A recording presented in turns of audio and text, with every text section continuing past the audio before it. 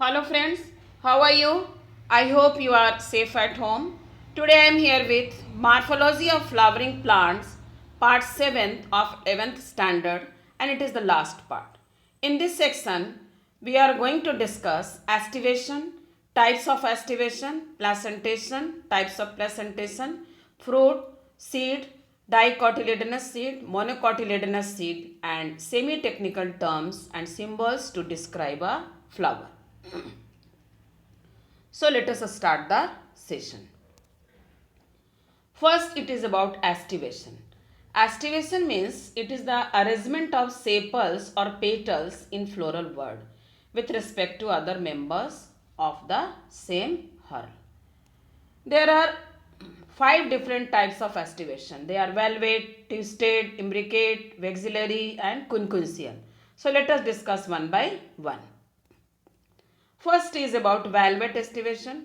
In this case, sepals or petals in a whorl just touch one another at the margin, but they do not overlap as in case of calotropis.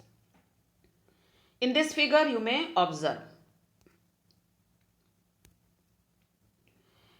Next one is imbricate aestivation. In this case, margin of sepal or petals overlap one another, but the overlapping pattern is not in a particular direction, and it is commonly seen in cassia, gulmohar.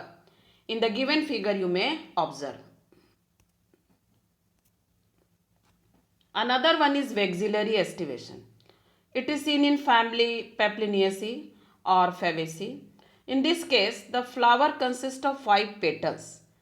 The largest petal is called standard, and this standard overlaps the 2 lateral petals called as wings.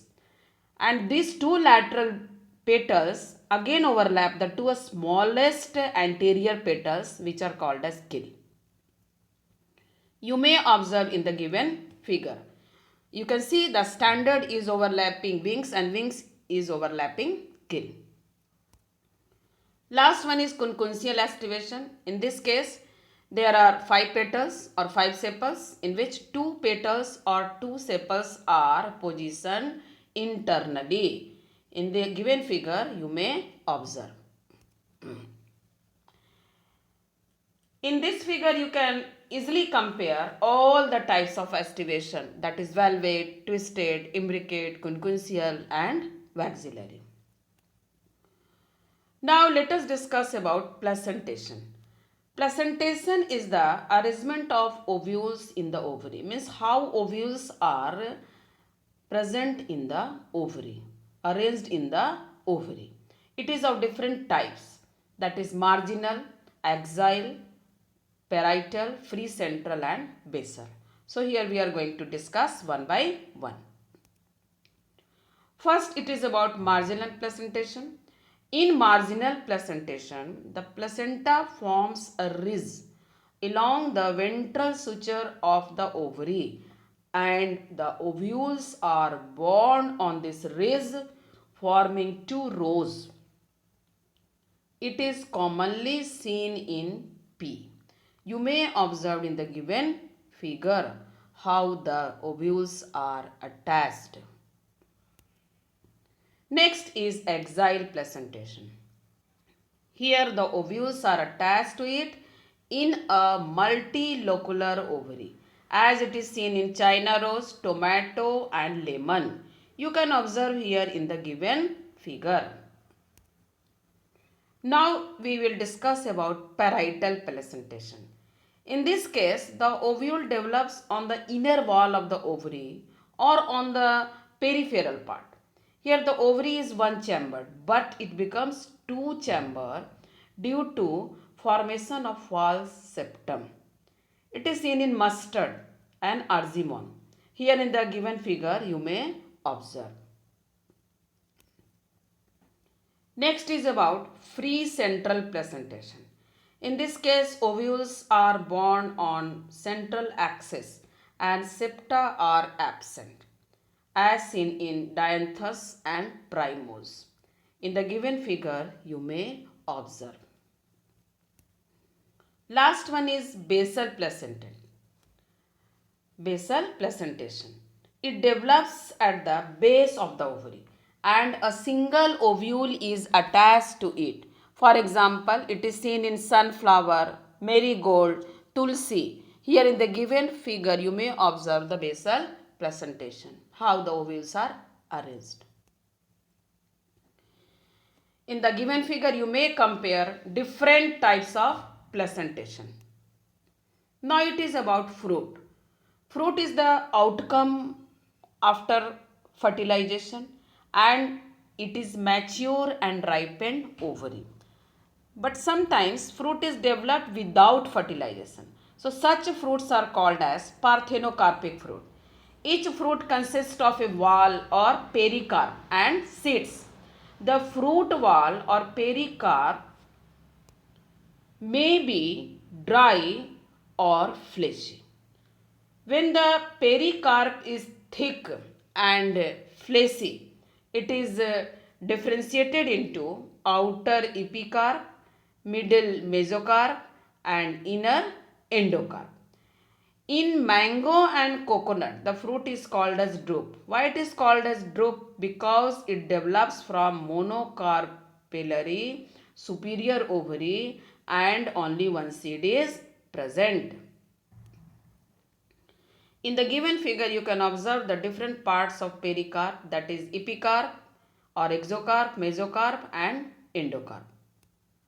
Now let us see what is the seed. Mature ovules are called seeds, which consist of seed coat and embryo. Further, embryo consists of radicle and embryonal axis and one or two cotyledons. In this figure, you may see the lateral view of seeds as well as a mature embryo with its parts. Now we will discuss about structure of a dicotylatedness seed.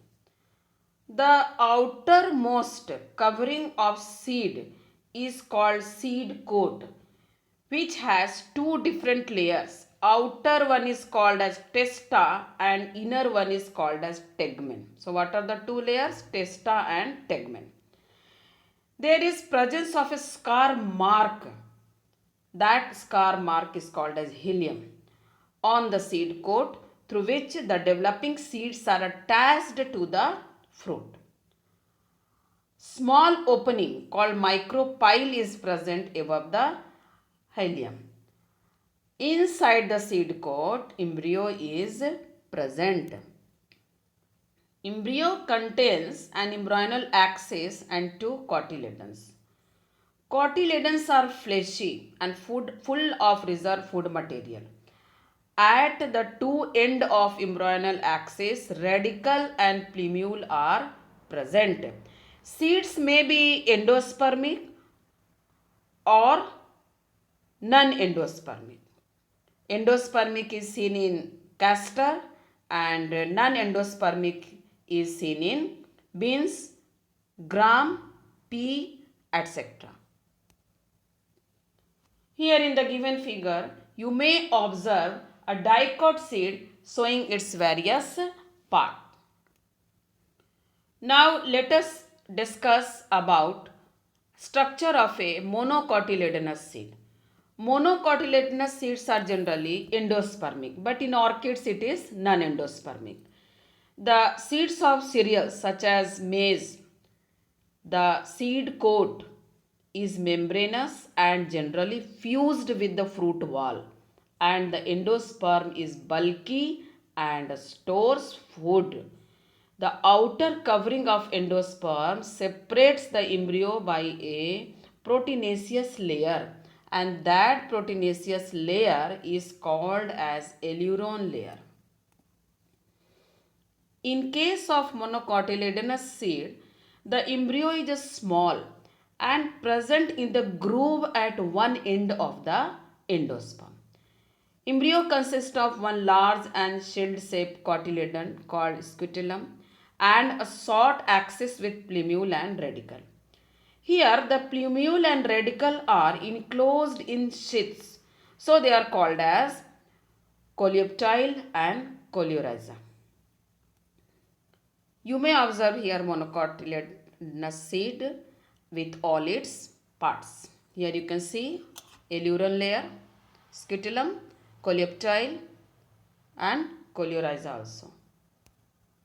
At last, we are going to discuss various symbols to describe a flower.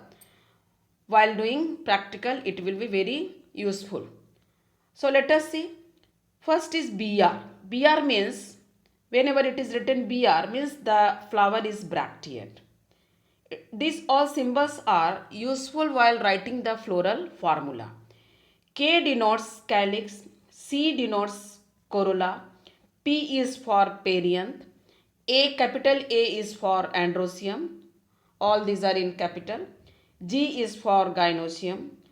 Whenever G is underlined below, it is superior ovary, and when G is underlined above, it is inferior ovary. Circle with arrow above is for male and circle with plus sign below is for female.